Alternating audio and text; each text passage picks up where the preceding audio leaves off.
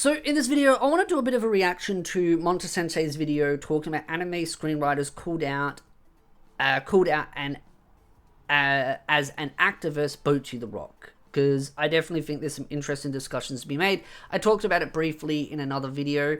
I definitely think there's a lot of disingenuous arguments going on with the conversation.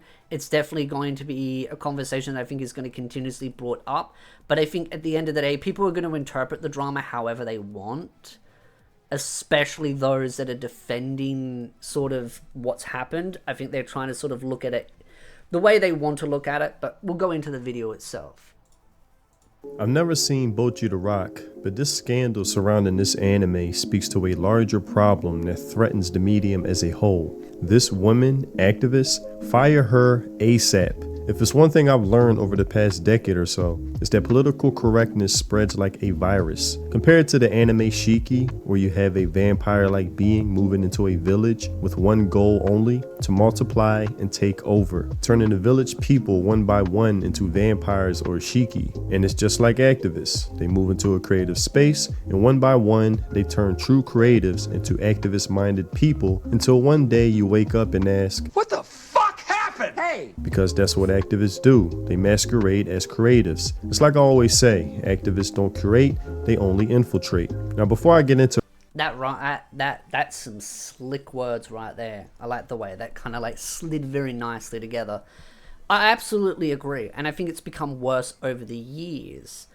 And I don't think it's going to go away anytime soon. And I think there's a couple of reasons why. Because one thing I've noticed is a lot of these individuals that are activists, and I wouldn't even use the word left or right, I use the word activists, because these are exactly what they are. They are activists that are trying to push for censorship, sterilization, like just removing what makes anime anime and removing the soul out of it. But some of these individuals have been in the anime community for quite a long time. It's why I also don't like the word tourist, because people kind of look at the word tourist and be like, oh, well, these people have watched all this anime and they've consumed it and they know what they're talking about. And it's like, again, you could watch one anime, 100 animes, 1,000 animes, 10,000 animes, and you can still be a tourist in the overall mind. You can still be a poser. Because a lot of these people that watch these animes now suddenly go from, oh yeah, we love anime, to, oh no, everything needs to be censored, everything needs to be sterilized, this is all problematic. And it's a question of like, okay, but what's changed? And then I ask myself the question, has anything really changed with these people? Have they always been pushing for, and when I look at some of the history of these individual content creators or people out there in the community, they have been pushing for a lot of this stuff for a very long time. They go into a medium, they go into a show, and they go, oh, I'm a fan as well. Oh, we should change this. And I just woke up before, and I was reading through Twitter, and I saw someone that was like a massive Fates fan, they claimed to be. They were all into the Fate series, like Fate Zero, Fate Stay Night, the visual novels, the anime, the games, etc., etc. Well, visual novels are the game, but you kind of get my point. Like the visual novels compared to like some of the more like action-orientated games and the mobile games. And then I kind of looked at it, and they were trying to claim that Saber was a trans character. And I was like, what?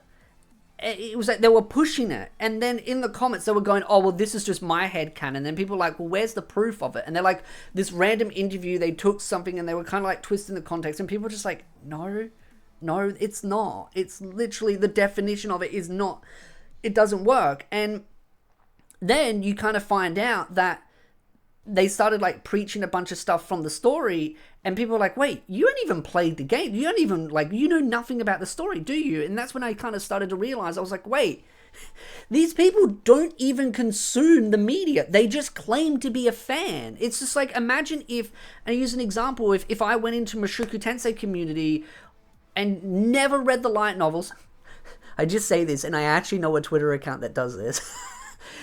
They don't watch the anime, they don't read the light novels, and then they go, I'm a fan of Mushoku Tensei, but I think they should remove this, this, and this. And it's just like, what? It's like, what are you doing here? Oh, but I'm a fan. I love Mushoku. It's like, that's what it feels like with a lot of these accounts. They infiltrate exactly like this, and they just don't even consume the media. They just constantly drum for watering things down, changing things. And I think this is the thing. This is why we have to stand up. And a lot of people say, oh, but, you know, I think the frustration comes down to so many people are now getting fed up and standing up to it.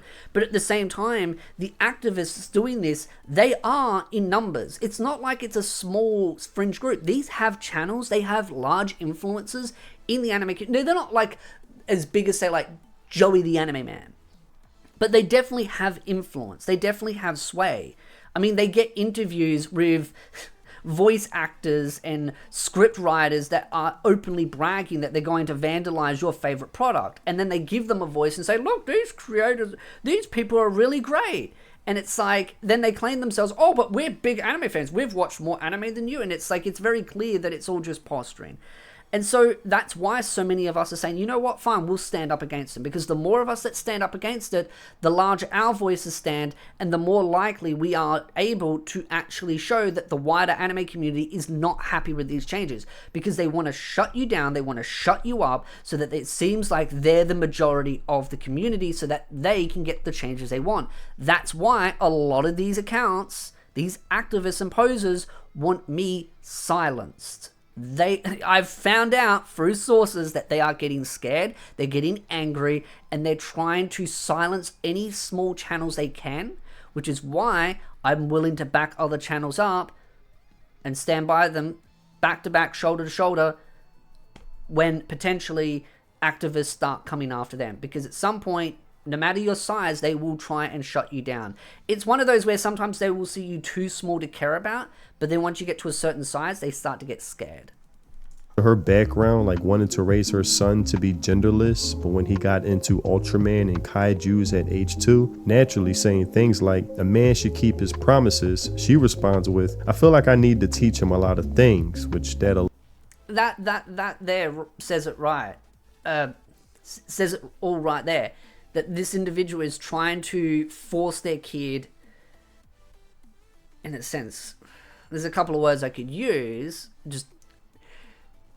they seem to be trying to mold them into what they want the kid to be, rather than letting the kid choose what they want to become, which is kind of ironic with activists like that. Alone says so much, because God forbid a boy be into boy things and displays masculine traits, and then we wonder why boys and men are going through such a crisis nowadays. But I digress. Now, let's get into it.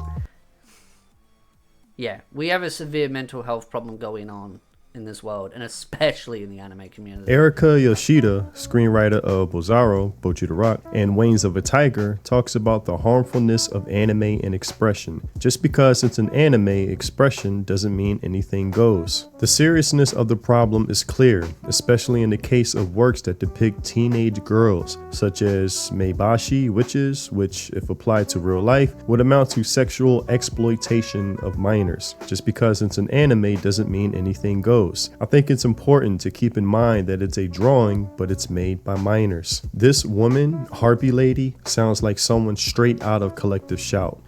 It does. It sounds like something completely out of Collective Shout. It's just like, oh, just because it's anime doesn't mean anything goes. But it's like, again, it's marketed towards more mature audience. So you're trying to water down more mature shows, or shows specifically catered to an audience, because, oh no, I don't deem it appropriate. And if you think they're just going to stop at Bocchi the Rock, you're mistaken. They're going to continuously go further and further and further. And the thing is, and I'm sure this is where it's going to get into this at some point, these writers will just end up bending the knee and go, yeah, we're okay with it. Whether they are or are not, they will just say they're okay with it. Because they don't want to get into confrontations with publishers and studios and all these rights holders and stuff. They don't want to get put into because these political activists will drag drama out of them. They will drag them through social media, and it used to be far worse until, I'm gonna say his name, Rocket Man Elon Musk bought X, or Twitter, whatever you want to call it. I like calling it X because it triggers people. But whether you like him or not, Him buying Twitter was fundamentally changed how conversations were being had. Because honestly, Twitter was dying. It was a dying platform. People were just abandoning it because everyone was being silenced except a certain political group. And then as soon as Elon came in and said, you know what, I'm going to level the playing field, the same groups complained, oh, he's just making things rigged for their side. And it's like, nope, he's making it fair. And you can't handle playing on the same playground. So they ran all to Blue Sky. And that's become an echo chamber. And guess what? They all hate each other. It's full of creeps. It's full of the actual P word. Actual real ones. Actual real predators. And then they all come running back to X. And they can't handle dealing with people actually criticizing them for their stupidity. It's why Collector Shark keeps locking their account up, because the vast majority of people don't want censorship. It's only a very small percentage. These individuals are very small in number, but it seems like they're a large amount because their voices get amplified by a broken, favored to their algorithm. And now they've got to play in a more even playing field. They can't handle it. They don't like it when the rules are fair and the game isn't stacked in their favor, because they can't play fair, because their ideas do not hold up in the open market of ideas. Play hall monitor and dictator over creative freedom because in her worldview she knows what's best, using language like harmfulness, which is very similar to what the UN describes Japanese media as violence against women, relying on the useful idiots pawns in their scheme to come at their beck and call from such. That one's been going on for years. That was like pre-COVID, like 2020. The UN was constantly trying to like attack anime, and this is the thing, this isn't anything new, it's just getting worse.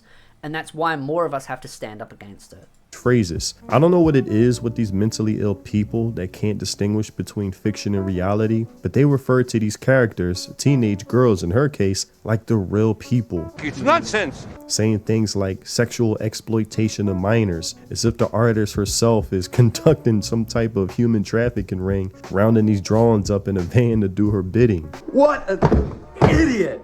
The anime Bocchi the Rock, which made Yoshida Erica's name famous overnight, Parasite, is also a work that depicts teenage girls. In the original manga, Hidori-chan, the main character, is naked in the scene where she takes a bath, but in the anime, she is in a swimsuit. If depictions like that were the selling point of Bocchi the Rock, that would be fine, but I don't think that's the case, and I thought that depictions like that would be distracting when aiming for dominance. It doesn't matter what you think. This is one of those. I like that clip. I'm trying to let him talk a little bit because I talk way too much, and I kind of want to hear the entire context, because I feel like I'll end up pausing him and then end up saying everything he's saying, and then it would be like just hearing me repeat it. If it isn't broken, don't fix it. If people don't mind it being in the manga, then it should be included in the anime. Let's be clear, this argument of it being distracting, it's bullshit. This is bullshit. Agreed. The thing is, and I remember someone on Twitter was like, why do you care so much that the fan service and the chess region is all added into the anime? And I had a simple reply. People want an authentic version of the original product. They don't want it watered down. They don't want it tampered with. They just want a one-to-one version. Because as soon as you start tampering with things, you don't have the original product. It's like a piece of art. It's like, imagine buying a beautiful piece of art and someone just tweaking it a little bit afterwards and go, oh, well, I just want it. It's like, no. Even with its defects, even with its you want the original version. You want that. That's what you want. You don't want it tampered with. It's like a piece of art. And so you want what the original author originally intended. And the fact is that, again, the author, apparently the posers and the fake fans out there go, oh, but the author said they were okay with it, is not a good argument when we know how peer pressure culture works in Japan, and how a lot of authors, especially with a recent isekai that was just a PowerPoint presentation, and he openly goes on Reddit and goes, oh yeah, the studio's doing its best, publishers are doing their best, it's all fine, it's all great. And you could see in the voice, or in the way they were talking, the demeanor, not the voice itself because it was text, but in the way they were talking, they were just disheartened and sort of defeated. But they had to put on this whole PR speak. Why? Because if you speak out against these publishers, you speak out against these activists, you get dragged through the coals, you get dragged through social media, and you lose any way of working with other publishers and studios, etc. So, of course, writers are going to sit there and just suck it up and go, yeah, fine, change it, and then go, yeah, I approved. And people can sit there and say, well, you're interpreting it however you want. I could argue the same thing. Sure, the writer has said, oh, they're okay with it. But again, I look at past history when it comes to Japan's culture, which people seem to choose to idolize when it suits them. The same posers that seem to love dragging Japan's culture through the mud, and then suddenly idolize it when it suits them. I'm looking at the fact that we have a known history of authors just being told, sit down, shut up, accept the changes, or we're not going to publish the version. And then they just get things changed without their knowing, and they've just got to sit and go, yeah, I'm okay with it. This is the thing, like I said in my last video, people will interpret it how they want. It'll be the glass half empty, half full. But I like to look at the bigger picture and remember history has a tendency to repeat itself. And that's another thing a lot of people seem to do, is they seem to forget history. Because people will be very selective about that. This is her finding the scene in the manga to be offensive, triggering her activist brain, now trying to justify her reasoning for removing it. And again, useful idiots go along with it. She strongly denied that people don't talk like that in real life, including scenes where girls comment on each other's breast size, and had thought that such scenes were common and casual in anime, but I disagree. I know chicks that will talk about each other's breast sizes.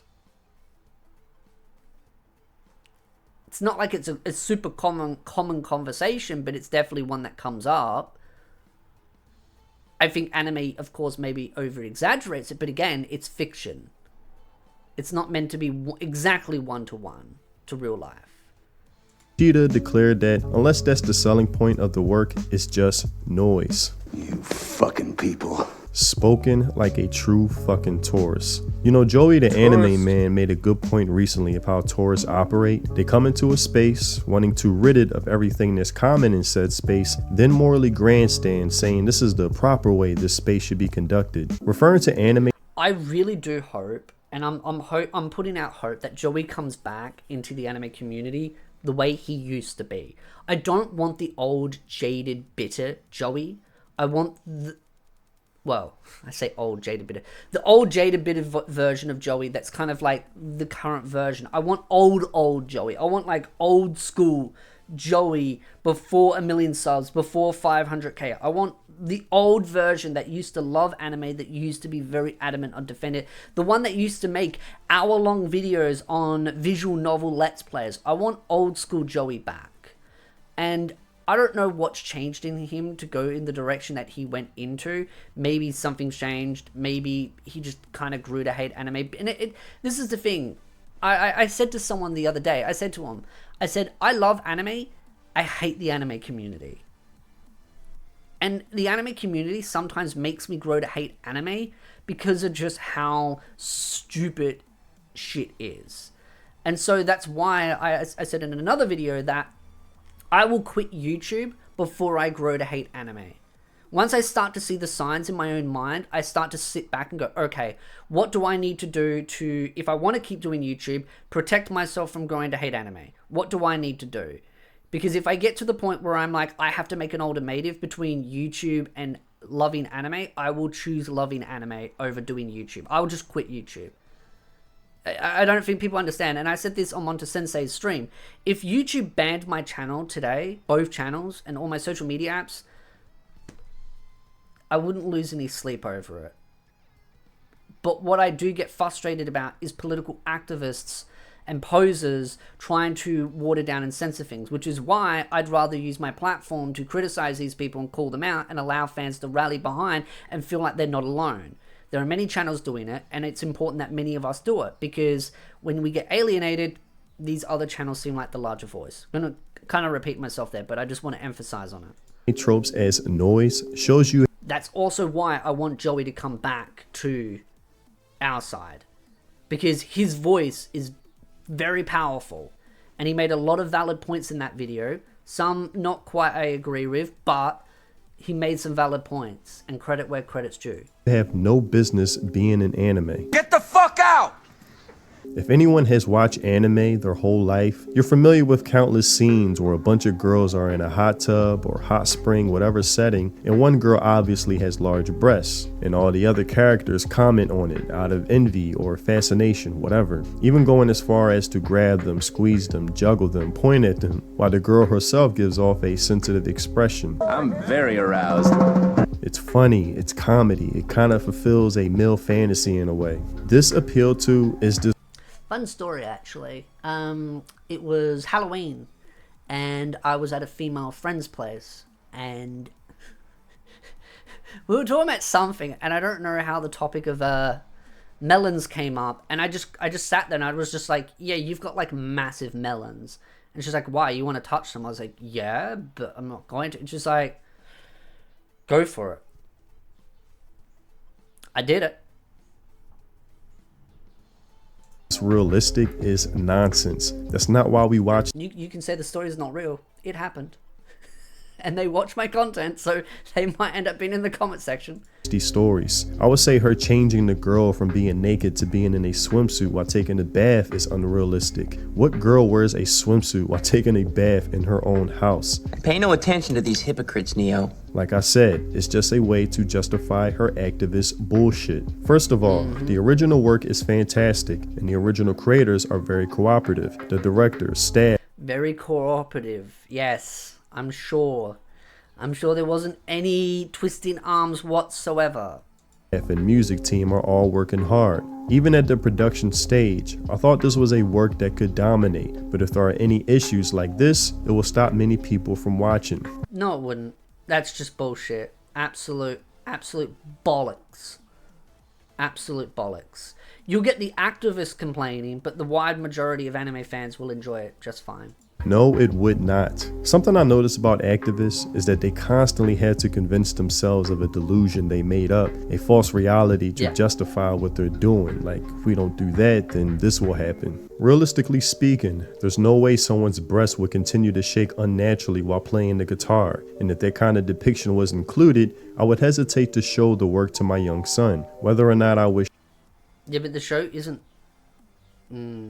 Show a work to my own child is an important standard for me. First, another person that's offended by anime titties, not knowing fans love breasts that defy the laws of physics. And second, I just don't think the kid would have a problem with it. It's more like, oh, mummy doesn't want you to see anything, and it's just like, and you wonder why kids become unwell adjusted. This is the same woman that didn't like the fact that her kid was finding an interest in stuff she didn't deem appropriate. So it's like, yeah, it's very obvious you're trying to force your kid to go down a certain path, and you wonder why they become unwell adjusted. this means nothing to me. She had a problem with her son playing with Ultraman and kaiju monsters despite trying to raise him to be genderless, and it also shows she buys into the narrative anime are kid cartoons. I fear that anime culture will disappear, yeah, because people like you are trying to erase it. Even if 99% of people are okay with it, I'm afraid that if those 1% of radicals do something, anime culture could die out. What? Because there are so many different works, we need to maintain rules, moderation, and ethics. It's fine to have radical works or works that are rated R, and if I decided to do it, I would be fully involved in such works. However, in that case, careful consideration must be given to ensuring that minors do not see them. In today's world, where even children can easily access streaming services, she argues that genre categorization and zoning should be given more importance. She's basically just an HR person masquerading as a creative, wanting to be the... Yeah, it's like, oh, well, I don't want my kids watching this other stuff that's higher rated. It's like, okay, but then your kid doesn't have to watch it. Oh, but I'm okay with doing R-rated stuff. That just feels like a coping mechanism to try and convince people that she is supporting more raunchy stuff. But it's like, well, it's clearly actions speak louder than words. Your actions contradict your words because you seem to have an issue with it and the wider audience, but then say, oh, but I'm okay. And that was one of the points that I saw a lot of the activist groups use a defense. But she is okay with it. And I'm like, yeah, but actions speak louder than words. You can talk a big game, but I want to see the big game. And it's very clear. She's saying one thing, but doing the opposite. parent of society, stripping away agency. People like her, activists, have no business being in a creative space. They are leeches, parasites looking for a creative endeavor to treat as a host and use it as a vehicle to implement their activist ideals. No more, no less. And it's a shame because they're very good at convincing true creatives out of their own creativity to listen to them rather than the true fans, as the mangaka herself went along with her activism. And a lot of times it's done by soft guilt tripping, like, wouldn't it be nice if you included this? Don't you think it would be better to not portray women as such? You know, that's slightly sexist. You wouldn't want to come off as that, would you? Yeah, and that's what I think a lot of the times it turns into, is that they're just trying to sort of like guilt writers into doing alternate changes. And there's been many cases, I've read so many interviews where an author has gone, yeah, this was what the story was going to be. And I'm like, well, that actually would have been really interesting. And they're like, yeah, but I got told that I wasn't allowed to do it because acceptance and what the viewers would want. And it's like, yeah, I get a feeling that the viewers would be really much more on board with the other version. Sure, this version's okay, but it's like, that would have been better. And it's like the original intent always ends up getting destroyed. And I just kind of hate how that gets done so much. Consider your female fans. Think of the children. This is violence against women by catering to the male gaze. So let's give this female character a breast reduction. No! No! And I gotta say, I saw one person argue, oh, but people at that age don't have large breasts. And I'm like, you clearly don't get out of it. It's the thing. There's like, people have very different genetics. I've seen people with absolute flat chest, even at adults. And I've seen younger teens with massive... It's just like, dude, genetics. It's a crazy thing. I love the way I paused that. Good job, me. That shit is effective. It works. I remember a game developer during Gamergate 1 reacting to Anita Sarkeesian rhetoric, talking about women characters in gaming are designed for the male gaze, and him responding with, yeah, come to think of it, I do portray women like this, and I do play into certain tropes. I was one of some voices that were very critical of Dishonored 1. It wasn't so good to women. So it was such a treat to see Dishonored 2 come out. You know, you can play as Emily, the marketing was Emily, and it was very clear that there was at least some conversation that happened internally around that. Well, your comment, which I will always remember, I'll take it to my grave, the roles that it has for women are very narrow. That was not an intentional choice, and so we made a deliberate role to bring about more interesting roles. Women often get written out of history, of course, but... No, they don't. No, they don't. That's just factually incorrect. Like, have you ever read a history book? Like, yes, there's a lot of male history figures because, yes, when wars generally happen and major conflicts happen, men are generally the ones at the front line risking their lives. But there are a lot of very strong women that were at the front line during history. Not as many as men, but again, there have been. So, no, women don't get written out of history. You're just stupid, and you've never read a history book. You are a cuck. You are a simp, and you fell for a narrative. And trust me, I've gotten into these arguments with a lot of these types, and they always have one thing in common. They've never read a book, they've never read history, and they try to rewrite history, which is why you've got Netflix trying to gender swap and race swap every single political and major figure throughout history. History is important to remember so that we don't repeat the same mistakes, and it's been rewritten and absolutely pissed on by these woke activists, and now we're making the same mistakes again. Irony, I think that's a British flag. It's kind of hard with all this weird stuff. I'm pretty sure it's a British flag, and the irony in that is your country is falling apart. Women did just as many interesting jobs and mundane jobs as they do today, you know, so... Gay! And just like that, they turn. They caught the politically correct bug. Just like the... And that is the point that I made before about the authors. Like, they get pressured, and so they have to cope with this whole, oh, well, yeah, we'll change because we've been told to. And they present it as like they're agreeing, but deep down inside, they're probably not that happy about it. But they'll justify it in their own minds of being like, well, I'm doing the right thing. I'm making people happy. And it's just like, no, you're really not. You're just making yourself miserable, you're making your fans miserable, and you're making a group of people that have no intention of playing the product happy, but they're not going to play it anyway, so you're just going to go bust, which is why most game studios are going bust. Anime shiki. They go from person 1 second to a vampire in another. They go from a true creative to an activist, and then they multiply and spread within a given space. This is how the game is played, which is why I say fire her. She is a disease amongst creatives, and this is her viewpoint of romance stories and live action shows she's worked on. When dramas about love are made, they tend to portray love as the most important thing in life, with themes like you can't grow without love, or love can change everything in your life. And I've always wondered if there's a violent element to forcing that way of thinking on people. What? Activists. I love the way he uses the expressions, and it's just like, it's exactly the same as my mind. I'm just like, what? Love is a beautiful thing. It should be treasured, but it feels like these activists are very bitter and angry, and they have no love or kindness or like anything good-hearted in them, so they turn everything into violence, which is kind of irony in itself, because they're trying to portray violence in things that there is no violence in, and it says more about them. It's projecting. And when discussing her project, Wings for a Tiger, who is it with? Former Vice Minister of Health, Labor and Welfare, Atsuko Muraki, to talk about sex discrimination. And when it came to her project, Wings for a Tiger, it went terrible. Wings on a Tiger was pretty awful too, huh? They had the heroine. And this is exactly what I mean. You let these people slowly erode away at your products, they will destroy them, and it will end up just failing. Modeled after Yoshiko Mibuchi, spouting ideas completely opposite to Yoshiko Mibuchi's or entirely unrelated ideologies, with her eyes wide open like some kind of puppet show, chattering away, which is typical activist fashion. No surprise there.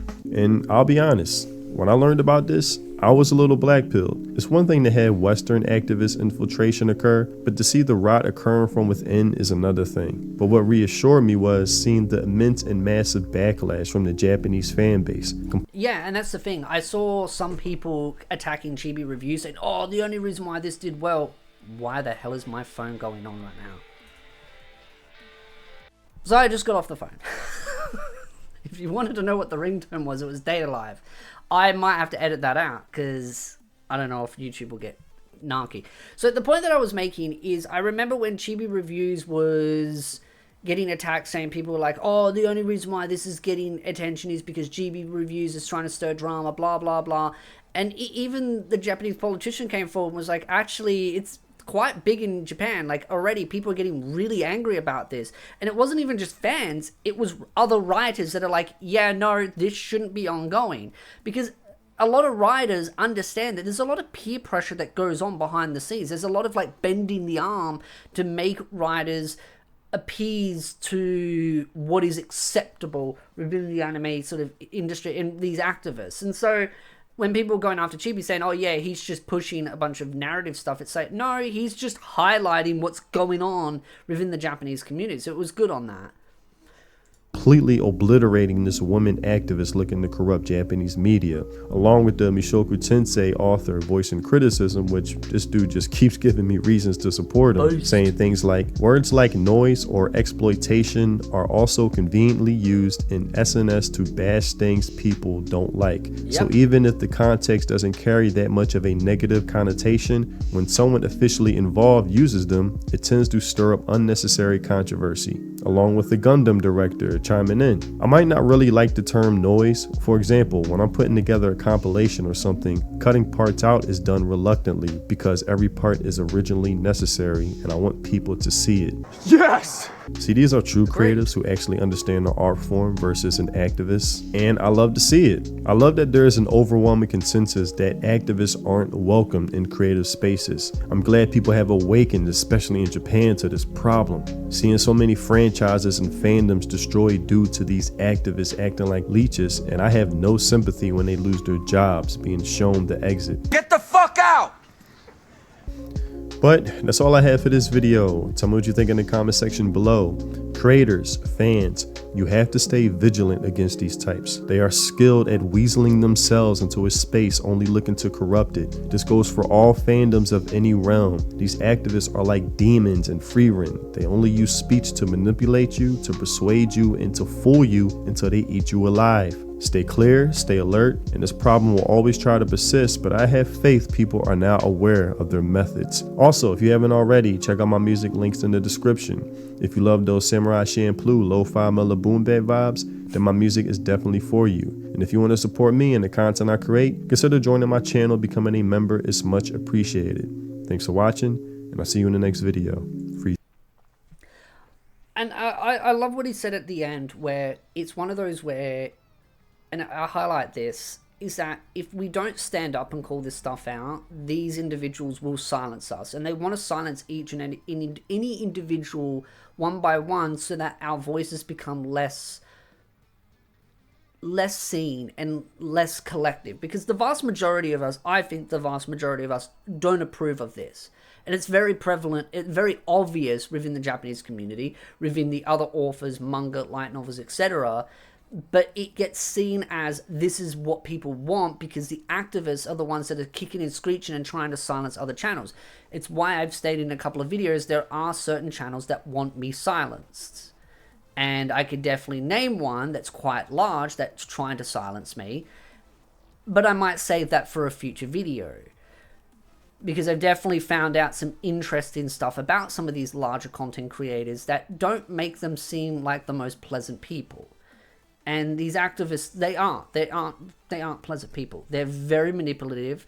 They are very much like demons from Free Ran, is that they use speech as just a way to control, manipulate, and make people do what they want while trying to silence any dissent that could go against their narrative. So, yeah. That's all I want to say for the time being. It's just kind of funny that I got a phone call right during the middle of it, so I got to sort that stuff out because someone's coming around in the next hour to do some quotes and stuff. So again, love to know your thoughts in the comment section down below. If you like this video, hit the like, subscribe, and I'll see you beautiful nerds in the next video.